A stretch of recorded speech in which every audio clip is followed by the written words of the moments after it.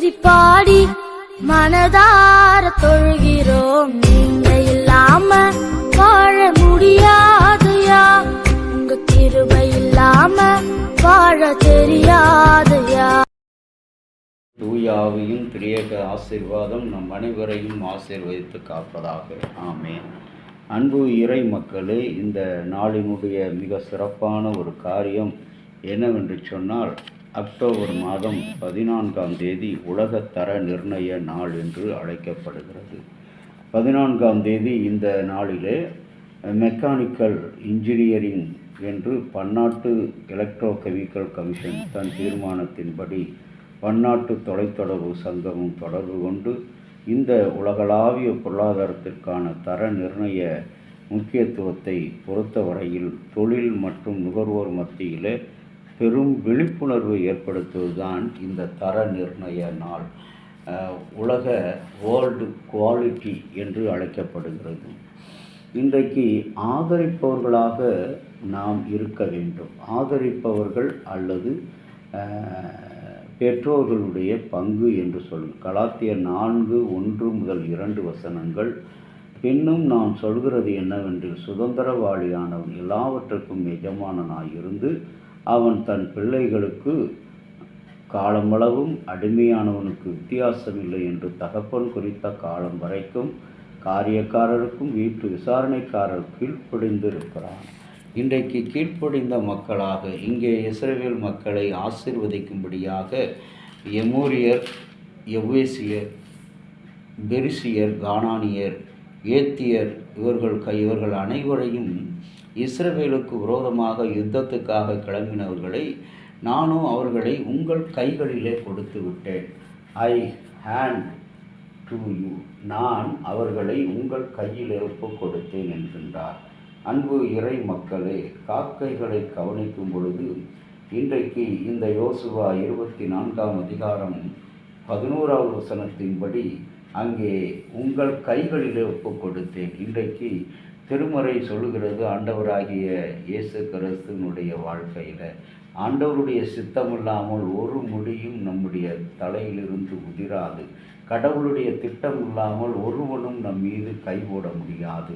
கடவுளுடைய சித்தம் இல்லாமல் ஒருவனும் நமக்கு விரோதமாக நாவை திறக்க முடியாது என்று சொல்கின்றார். காக்கைகளுக்கும் படைப்பின் மூலம் தேவன் நம்முடன் இருக்கிறார். காக்கை தன் குஞ்சுகளை கூட்டில் இருக்கும் வரை வெகு சிரத்தை எடுத்து வேட்டையாடுபவர்களிடமிருந்து கால சூழ்நிலைகளிலுமிருந்து பாதுகாத்து நன்றாக கவனித்து வருகிறது. தன் குஞ்சுகளை வளர்த்தவுடன் அதை ஈன்ற காகங்கள் அவைகள் தங்கள் வலிமையை கண்டறிந்து பறந்து பெரும் ஊக்குவிக்கிறது. நாம் குழந்தையாய் இருக்கும்போது வெளியில் ஆதரவு பெறுவதிலிருந்து தங்களிடமிருந்தே அந்த ஆதரவை பெரும்படியாக ஒரு மாற்றத்தை பெற வேண்டும். இது தேவன் அவர்கள் உள்ளத்தில் விதைத்த உணர்வு விதைகளாகும். அன்புக்குரிய இறை மக்களே, கடவுள் தம்முடைய பிள்ளைகளை எப்பொழுதும் நிழலாக இருந்து பாதுகாக்கிறார். இஸ்ரவேல் மக்களை அக்கினி ஸ்தம்பமாக இருந்து பாதுகாத்தார். அவர்களை பாலைவனத்தில் மேக ஸ்தம்பமாக இருந்து பாதுகாத்தார். பெரும் புயல் சூழலில் கடலின் நடுவில் பாதை கொடுத்து பாதுகாத்தார். இன்றைக்கு நாமும் கூட அப்படியாக தண்ணீரில் மூழ்கி கொண்டிருக்கிறோம்.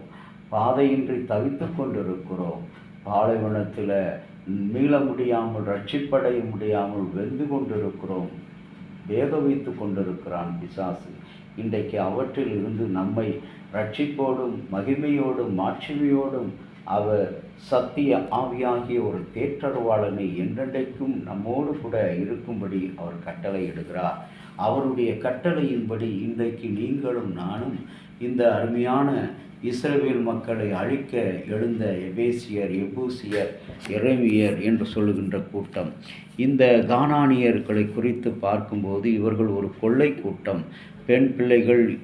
பெண்கள், குழந்தைகள் யாவரையும் பிணைய கைதிகளாக பிடித்து வைத்தனர்.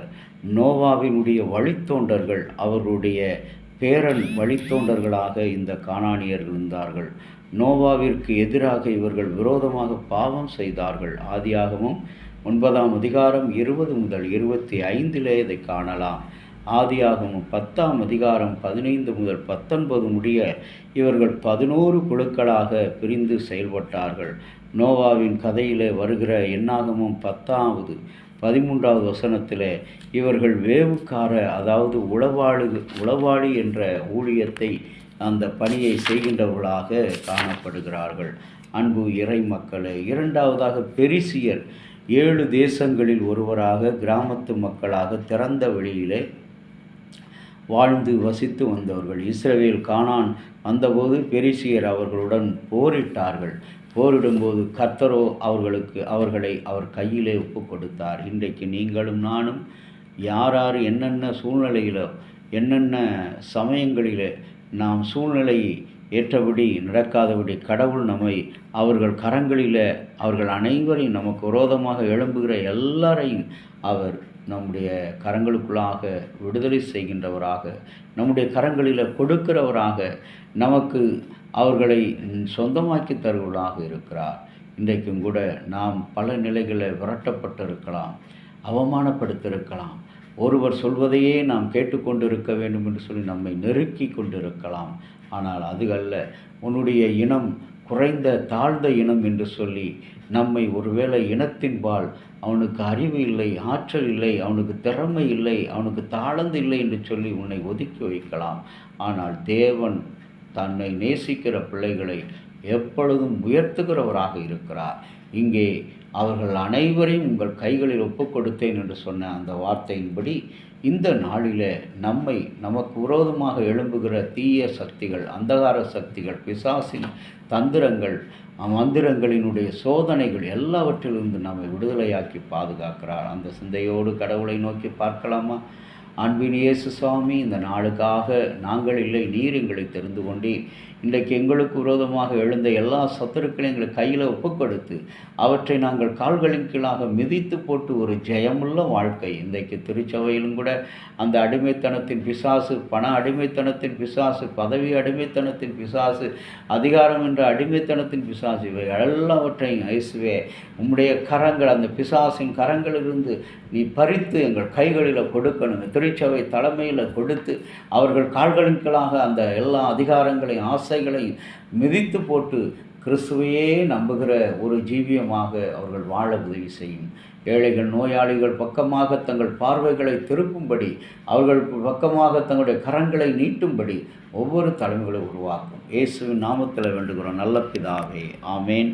தந்தையாகிய கடவுளின் அன்பும் மைந்தராகிய இயேசுவினுடைய அருளும் பரிசுத்த ஆவியினுடைய நல்ல ஒரு பாதுகாப்பு உங்கள் அனைவரோடு கூட இருப்பதாக. ஆமேன்.